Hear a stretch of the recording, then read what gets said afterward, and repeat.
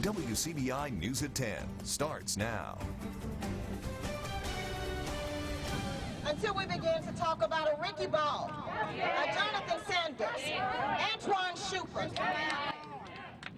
Protesters meet in the capital city protesting the Attorney General's decision to dismiss a manslaughter charge against former Columbus officer Kenyon Boykin. Protesters hope to hand-deliver a letter to Attorney General Lynn Fitch demanding answers and transparency in the case. Boykin was charged, you may remember, in 2015 in the shooting death of Ricky Ball. The AG's office dismissed the case this week with prejudice, meaning it's closed for good. Today is the day that it stops, and today is a new beginning of saying we will not be silent anymore. And we demand our leaders to no longer be silent anymore. Now, the group today was hoping to hear directly from Attorney General Lynn Fitch. No word if she spoke with any of the demonstrators out there today. Protests are happening across the nation demanding change. It's a national outcry to end social injustices. Dozens are expected to join the group Starkville Stand Up in a Justice March and Rally tomorrow. Now, ahead of tomorrow's rally, Starkville Police Chief Mark Ballard says officers will refresh on constitutional training, meaning officers will cover how to respond to large crowds, protect the public, and knowing the rights of the people. The chief says these measures will be taken very seriously. More than 24 officers will be out during the march. The protest was brought up at this week's alderman meeting, but first a permit had to get approved. Well, normally we have a permitting process, and right now the times are a little different than usual because someone who gets a special event permit for us, whether it's a parade or a march or a food event downtown or something like that, normally they have to get insurance and let us know what the route is and how many people they expect and that sort of thing to give us an idea of what we would need as city services to help them. Our closing off downtown will just be long enough to get people through, so it's not as though we're closing the streets down. We're just allowing them the opportunity to make their way through intersections and be safe in doing so. As for city workers, Mayor Spruill says that she's not requiring the sanitation department to pick up after the protest. She plans to clean sidewalks herself with the help of volunteers. Father, we lift up our voice and we declare that racism is wrong. Dozens gathered this morning in Starkville praying for unity, peace, and justice in their community and around the country. People from different ethnic groups and denominations were all out at J.L. King Park for what organizers called a unity prayer service. Several pastors and community leaders offered prayers and encouraging words. Organizers say that they hope the spirit of unity will continue long after the service today. I believe that today we got a glimpse of what we call heaven on earth. In heaven, we won't be separated by races, won't be separated by denomination, but we'll all be there together, and we all preach the same gospel. And you can't preach Jesus unless you deal with social injustice, because Jesus was a Lord and a Savior who came to justify all people. A Starkville police officer and Starkville Vice Mayor Roy Perkins spoke at this morning's event. New tonight as conversations about racial injustice continue. Many say it's a fitting time to take down Mississippi's state flag. Mississippi is the only state flag that still includes the Confederate battle emblem. Cordy-Ann Jackson explains the growing push for a flag change. This Move On petition is calling for the removal of the Confederate emblem from Mississippi's state flag. It's garnered thousands of signatures in the last several days as the nation has more conversations about race relations. But it turns out it's not a new petition. Created this petition almost 5 years ago, actually, in the wake of the Charleston massacre at Mother Emanuel AME. Actually didn't do anything to get it restarted. Dr. Jennifer Gunner is a Jackson native, now living in South Carolina. She hopes her home state can make the change, but makes this note. Recent months have shown us that after you bring the symbol down, you have to fight the system. So that this is just a step. This is not an end game. Separately, there's growing support on social media for making a switch to the Stennis flag. The social accounts posting these actions that people can take. Another Mississippi native, Duvalier Malone, calling on the governor to take executive action to remove the flag. That flag represents hate. It represents intolerance. And there is no place for that in this current environment. And I think keeping the flag, all it does is it ignites another match on that fire of hate that we're trying to calm down all across America. Malone is also calling on the governor to denounce the Robert E. Lee and Confederate Memorial State holidays to move towards racial healing. As a reminder, in 2001, Mississippi residents voted to keep the flag's current design. Governor Reeves has previously pointed to that vote, saying if ever a change, it should be done by a vote of the people and not unilateral action by the governor. Courtney Ann Jackson, WCBI News. Well, some pretty hefty showers and storms out there earlier today. Take a look at this hail. This was actually from up near the Air Force Base. Looks to me about dime to penny-sized hail fell there with those strong thunderstorms as they moved through Lowndes County. Also, for our friends off to the west along I-55, we had some reports of damage. This is from Winona. It looks like one of those tin roofs blew off the shed and actually landed there in the yard. Fortunately, the strongest storms have exited the area to the south, leaving us with just some light rain here for the next couple of hours. Here's what the next 12 hours actually look like. We're going to keep the chance for a shower or two in play here through about midnight. After that, though, drying out, cooling down into the 60s, staying fairly mild and muggy, though. Tomorrow looking really nice. I've got that full forecast. There you go. Coming up in just a little bit, Scott. There are 209 new COVID-19 cases being reported in Mississippi today. Those new cases bring the state's total to 16,700. The health department is also reporting 9 deaths today, one of those in Webster County. There are now 803 total coronavirus deaths in our state. The health department estimates about 11,000 people have recovered from the virus. It's been a concern for state health officials, COVID-19 in a daycare, even when all the guidelines are being followed. That's what happened in Lowndes County. Vibrant Church says a child in the Kids Academy tested positive for COVID-19. A spokesperson with the Kids Academy says this is after a teacher recently tested positive for the virus. Now, as soon as the teacher tested positive, she says parents were immediately notified and the teacher has been in self-quarantine. Now, CDC protocols were quickly moved into action. The spokesperson says it's not known exactly how either person may have come in contact with the virus. She says the child was experiencing only minor symptoms. Today, Louisville and Winston County teamed up to give out face masks to people living there. Hundreds came by the Coliseum in town to get one. Cars came in by the dozens, driving through to get a package of 10 masks. The Mississippi Department of Health is asking Mississippians to wear a mask when out in public to help keep them from spreading any germs. We still got cases here. We're doing a good job in Winston County to keep the cases low, and these masks are going to help us even more to keep the cases low. Churches have also been handing out masks. And in Lowndes County Emergency Management gets 51,000 masks for residents. EMA Director Cindy Lawrence says the masks will be given away out in Columbus, Caledonia, Artesia, Crawford, even New Hope. There will be 2 types of masks given out, cloth and surgical. Lawrence is hoping families utilize the supplies and stay protected. They want to kind of mask the community because we are seeing some increases around the state where, we have reopened and we are seeing some increases. So one thing that came and said, maybe if we provide masks to people, maybe they'll wear them and we can actually start slowing the spread of the virus here in Mississippi. EMA will set a time and pickup location next week. We'll, of course, let you know when that is.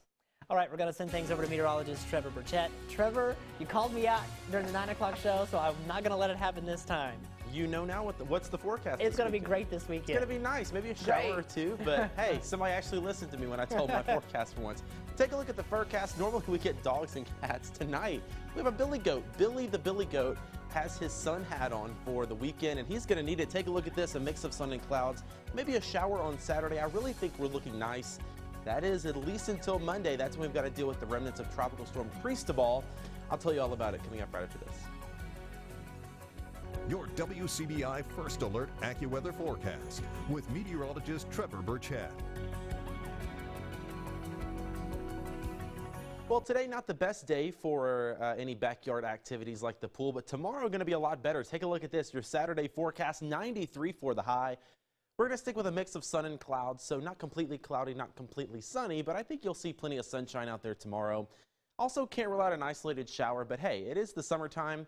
We're just kind of used to that this time of year. You might have to head inside for a couple of minutes. Generally, though, I think tomorrow is going to be a good day to get out in the backyard. Certainly better than it was today. Right now on radar, a lot cleaner than it was earlier today. That little glitch you see at the beginning, that's just some of the ground clutter from the radar site in Monroe County. Officially, it doesn't look like much is falling in our area. We do have one little shower there in southern Tupelo County. That might come through Union and Lee County here in the next little bit. But for the most part, we are done with the rainfall for today, and we don't need any more. Take a look at these rainfall amounts, anywhere from an inch in Tupelo to nearly 2 inches here in the Golden Triangle in Columbus and Starkville. For the most part, it looks like everybody picked up at least a half an inch of rain. Some spots got a lot more than that. Like I said, 2 inches for some spots here in the Golden Triangle. No rain out there in Columbus right now. Certainly a pretty sight from the Alpha Insurance Camera Network. Here's those temperatures: 66 in Starkville and in Oxford, 70 in West Point. We're sitting at 71 here at the Air Force Base and in Tupelo. Again, just a few high clouds out there. I think most of us will begin to clear out, though, as we get past midnight. 69 for the low tonight. Again, an isolated shower or two. Most of us stay dry. And again, a few passing clouds clearing out as we get past the midnight hour. And that's going to set us up for a pretty nice start to the day tomorrow. Plenty of sunshine, highs in the low to mid 90s. And really the entire weekend looking pretty nice. Same story for Sunday, just a little bit cooler, if you can call it that. Maybe a few degrees, a little more comfortable. 91 for the high. But take a look at Monday. That's when that tropical rain starts to move in, courtesy of Tropical Storm Cristobal down here in the Gulf of Mexico. You see that spin there just to the north of the Yucatan Peninsula. Right now, 45-mile-an-hour winds expected to make landfall along the Louisiana coastline late on Sunday night. After that, it's going to continue to move off to the north and likely bring some impacts to our area through the early portion of the week. So we're talking about some heavy rain and gusty winds, but we're going to enjoy this nice weekend first. 90s Saturday and Sunday. Again, there's those rain showers Monday through Wednesday, drying out though by the end of the week. We're back with more after this. Stay with us. You're watching WCBI News at 10 with Scott Martin.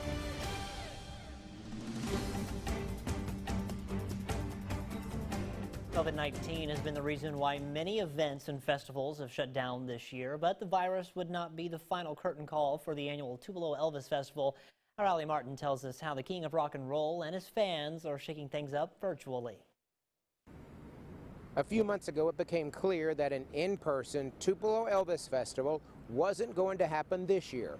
Organizers didn't want to let the fans down, so they got to work on planning a virtual Elvis Fest.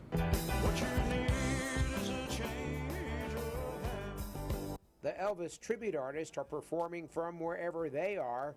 The band is in Australia, and the tour combined into one performance in Tupelo.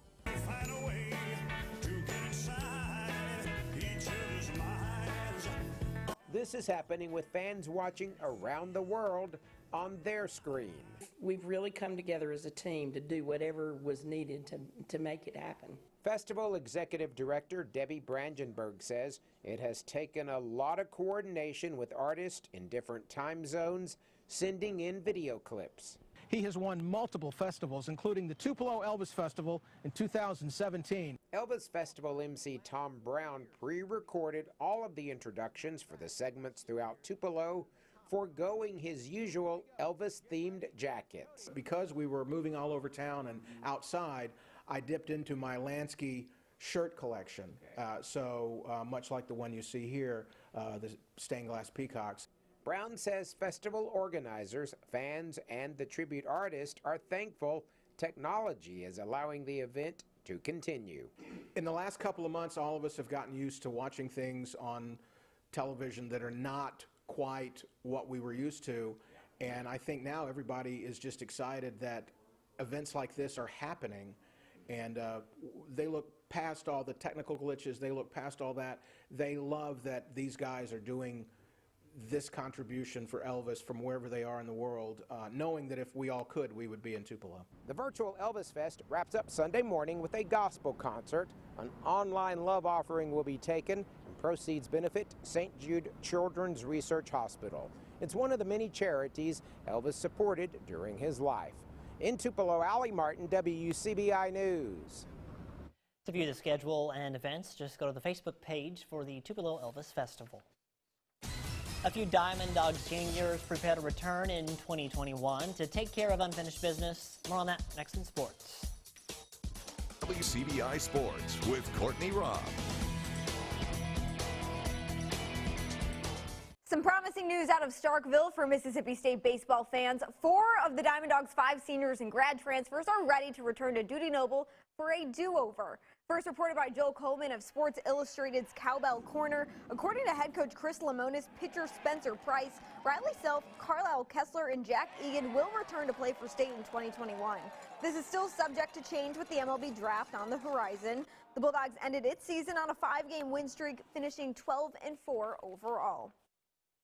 Summertime baseball tried to make its return to Northeast Mississippi. However, at least for tonight, Mother Nature has squandered those plans. Here's a look at the weekend lineup for games. Friday, unfortunately, again, games just not happening due to rain. That being said, hopefully some more plans going into the weekend. Followed Saturday, games at 1, 3, 5:30, and 8 p.m. The Tupelo 49ers, Huntsville Post 237 Junior Squad, North Mississippi Indians, and the Pontotoc Red Sox all competing. Everything closing out on Sunday with games at 1 and 3:30 p.m. Those games will be between the 49ers and the North Mississippi Indians. After facing backlash for insensitive comments made in regards to players kneeling during the national anthem, Saints quarterback Drew Brees has issued an apology. In a statement posted on his Instagram account, Brees admitting that his comments were quote-unquote insensitive and completely missed the mark on the issues we are facing right now as a country. Brees had previously stated he would quote-unquote never agree with anybody disrespecting the flag. Former San Francisco 49ers quarterback Colin Kaepernick lost his NFL career after peacefully protesting police brutality by kneeling during the national anthem back in 2016. There's a new plan in the works for the return of pro basketball. However, it's going to look a little different. According to the NBA, 22 teams would restart the season in Orlando, 13 Western Conference teams and 9 Eastern Conference teams. They would play 8 games to determine seeds in the playoffs. Afterwards, the 7 teams in each conference with the best combined records would qualify for the playoffs and proceed the way they always have. The NBA's Board of Governors approved the plan on Thursday. 3/4 of the 30 NBA teams must first consent to that proposal. The NBA stated the restart would tentatively begin July 31st and end no later than October 12th. The league suspended its season after a member of the Utah Jazz tested positive for coronavirus on March 11th. That's it for sports. We'll have more for you when we come back.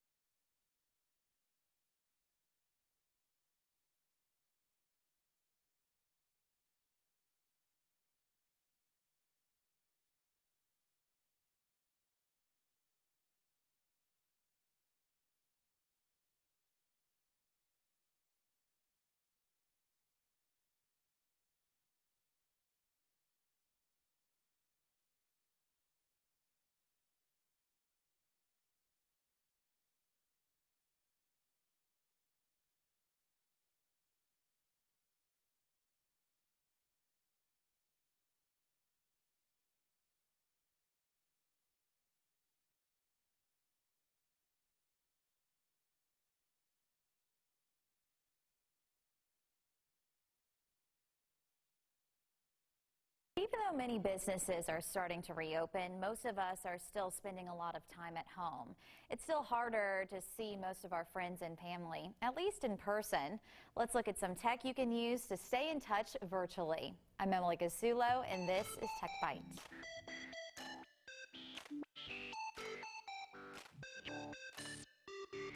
It helps to bridge that communication gap that a lot of us are dealing with right now. Thanks to technology, staying in touch with your loved ones is easier now more than ever, especially when you can't leave your house. Best Buy's Nathan Roach recommends the Google Home Hub if you want to see your friends virtually. At night, instead of having the face-to-face conversations, you could literally sit down, you could go through, have a video call, chat, catch up, and things like that, and you don't miss that face-to-face time, which is really good. Roach says you have plenty of options for video chatting. If you have any Apple products like an iPhone or iPad, you can always use FaceTime. You can also do video calling on the Amazon Echo Show. Facebook even has a video calling device called the Portal that a lot of people are getting to be able to not only browse through Facebook, but you can video call your friends, family, whatever it may be. And you can even put it on your TV if you don't want a separate device in your house. Most of these are standalone devices. It's super easy. It actually pops up just like a phone call on the screen, so you'll know if grandma or grandpa's calling or whoever it may be, and you can answer it just like a phone call. And yes, you do have to have Wi-Fi to use these devices since you're streaming video. But if you're not tech savvy, Roach says it's easy to set up. A lot of times it's just as simple as long as you know your network name and password, you type in a couple quick credentials and you'll be online in no time and making calls in less than 5 minutes. If you don't want to necessarily buy a new device, there are plenty of free apps you can download to talk to people virtually. Zoom, Skype, and Google Hangouts are just some of many that are good to have. You can always invest in a webcam if you don't already have one on your computer as well. Roach says it's good to be creative to stay connected in difficult times like these. It's important, especially for your mental health, to stay connected with your loved ones, even if it's not in person. I'm Emily Gasulo, and that's this week's Tech Bite. The weekend overall looking pretty nice, pretty hot and humid though, a mix of sun and clouds. The real trouble is going to come in Monday through Wednesday. That's when the remnants of Tropical Storm Cristobal are going to move through. That means some heavy rain and gusty winds we're going to have to deal with. But after that, we get into a drier air mass. That means the end of the week looking really nice with temperatures back into the mid-80s, Scott. That rain will clear away in time for the next weekend. Hopefully. Fingers crossed, because I'm off that weekend. We got to have good weather for it. Me too. Exactly. Thanks so much, Trevor. Thanks for watching us, everyone. Have a great weekend. Be safe. We'll see you next week.